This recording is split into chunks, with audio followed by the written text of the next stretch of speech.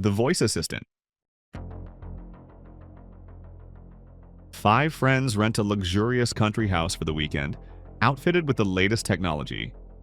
Among other things, they discover a smart home system named Alina, which suddenly locks all the doors and forces the guests to play a game designed to determine which of them was responsible for the death of a mutual acquaintance who took her own life 6 months earlier. Russia has repeatedly tried its hand at making horror films and thrillers, but for some reason, each attempt veers into an extreme. Domestic filmmakers end up either with pointless imitation of Western B-movies, or with Dostoevsky-style art house where genre desperately battles pretension and loses outright. We all remember Dead Daughters, Dislike, or Cursed Place. Films that certainly had their merits, but those were lost in yawning logic gaps and buried under layers of genre helplessness. The voice assistant feels somewhat more deliberate and coherent, yet in the end it reproduces with remarkable accuracy all the systemic anxieties of Russian genre cinema. The first of these is a fear of simplicity, which for some reason is still perceived as a sign of derivativeness and weakness rather than genre discipline. The filmmakers follow familiar thriller patterns. Their characters are little more than functions, but everything is framed with such pretension as if this were a new film by Yorgos Lanthimos. At first, the excess of ornate, overemphasized drama isn't too glaring, but by the third act it fills the entire frame.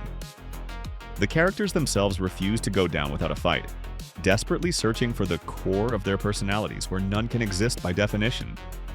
One of the chronic pains of Russian thrillers is unpleasant characters it's impossible to connect with, and the voice assistant has this problem in full.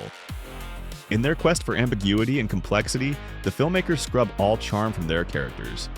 These aren't just stereotypes, but actively repellent, distant ones. They fail to engage or evoke empathy even at the start of the film, while the audience is worn down by lifeless exposition-heavy dialogue blatantly cosplaying perfect strangers. The characters finish destroying themselves in the second half, when, under the influence of the smart speaker, each one reveals their ugliest side. The idea that a cruel game is being run by a smart speaker was sold in the film's marketing as something new and revolutionary. Some even compared the voice assistant to an episode of Black Mirror. That comparison, however, is a stretch.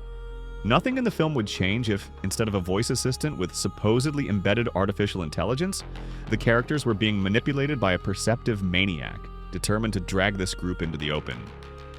The only difference is that the filmmakers would have had fewer opportunities to patch up thin spots in the plot with "It's AI, imagine how smart it is."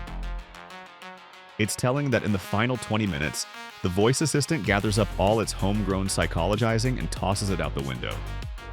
One of the characters suddenly grabs a cleaver and starts hacking away at everything hackable, practically reciting Raskolnikov's most famous line out loud. There's not a trace of irony, self-awareness, or playfulness to be felt here. If you look closely at the screen, you're more likely to see good actors sending out distress signals than any winks or smirks from the filmmakers. Once again, we're left with a movie that practically begs for the Joker's scrawl across the frame. Why so serious?